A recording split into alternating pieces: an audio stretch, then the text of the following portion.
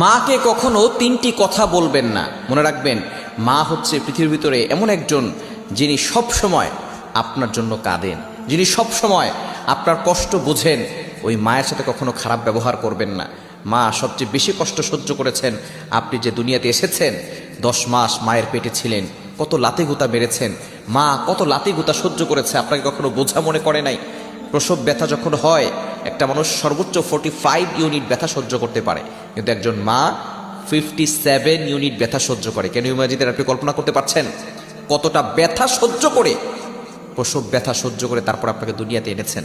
ওই মায়ের উসিলে আপনি দুনিয়াতে এসেছেন। সুতরাং মায়ের সাথে খারাপ ব্যবহার করবেন না। আল্লাহ নিজে বলে দিয়েছেন, ওয়াবিল ওয়ালিদাইনি ইহসানা, good behaviour with parents, good dealings with parents, পিতামাতার সাথে ভালো ব্যবহার করো। মাকে কখনো তিনটি কথা বলবেন না। নাম্বার 1, 1 নাম্বার হচ্ছে, মা যদি কোনো কিছু বলে আপনি বলবেন না তুমি কিছুই জানো না। যেই মা আপনাকে শিক্ষা